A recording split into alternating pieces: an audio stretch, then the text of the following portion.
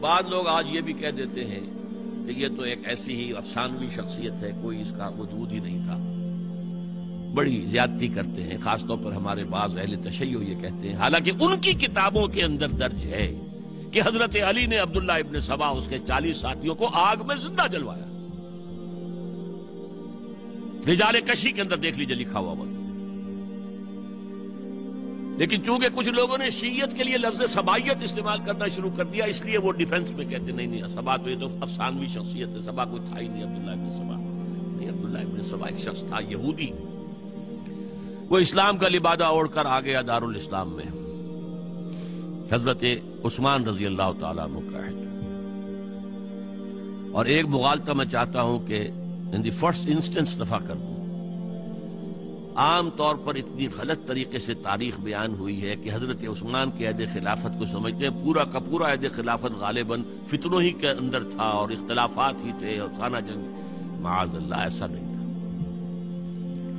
طویل ترین دور جو ہے دور خلافت حضرت عثمان کا ہے، 12 سال. حضرت ابوبکر کے 2.5 سال، حضرت عمر کے 10 سال، دونوں کو جمع کریں گے تو عثمان کا. اور اس میں 10 سال بالکل اسی شان کے ہیں جو حضرت عمر کے خلافت کے شان، کوئی اختلاف نہیں. اور فتوحات کا دائرہ بڑھتا چلا جا رہا ہے، تھمتا نہ تھا کس چیز سے سیل رواں ہمارا.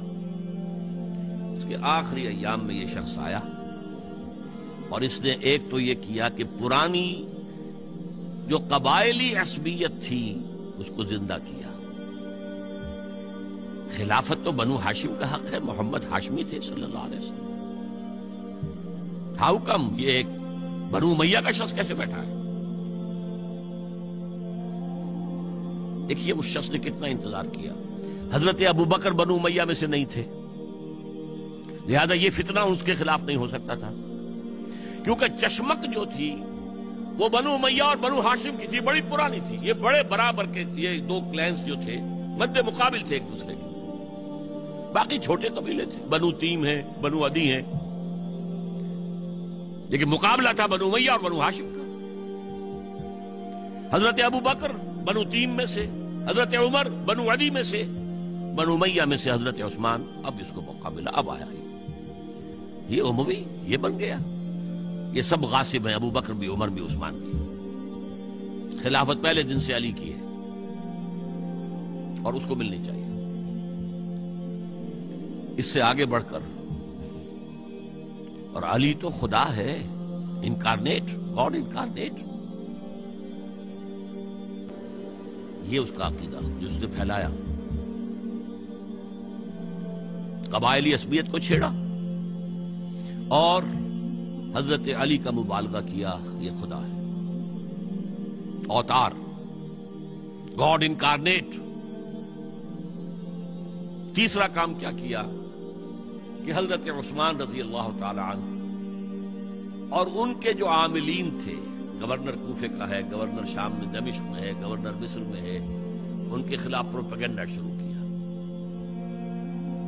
یہ بیت المال میں خیانت کر رہے ہیں، یہ غبن کر رہے ہیں، یہ اپنے عزیزوں کو جو ہے پال رہے ہیں، ان کو دے رہے ہیں، وہ اقربا پروری کر رہے ہیں اور یہ کر رہے ہیں. اور ٹیکنیک کیسی عجیب.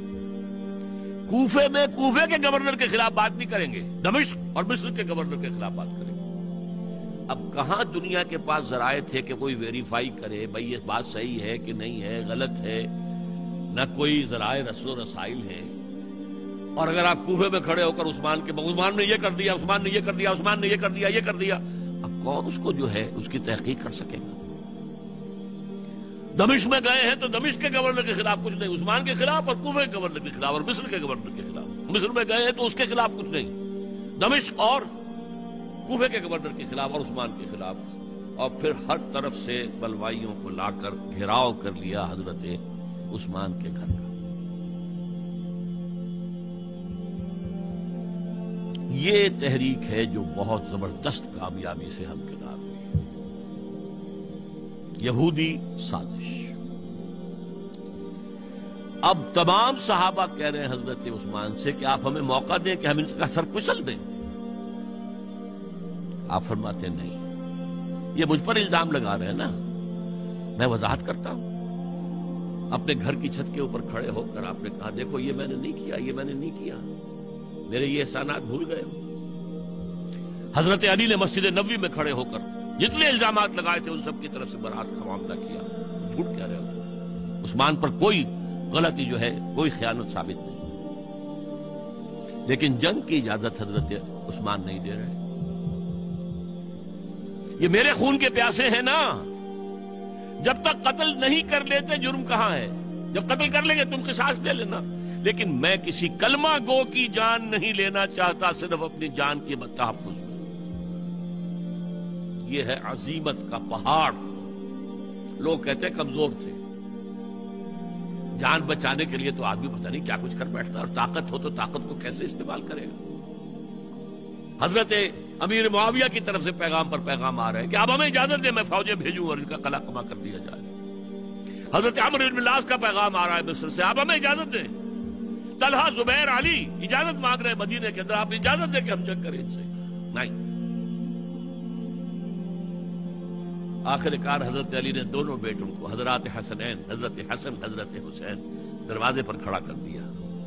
پہرے دار حضرت عثمان کے، حضرت حسن، حضرت حسین کہ کوئی گھر میں داخل نہ ہونے پائے. پچھواڑے سے آئے ہیں اور شہید کیا ہے. میرے نزدیک تاریخ کی مظلوم ترین شہادت بمانی مقتول فی سبیل اللہ وہ حضرت عثمان ہے.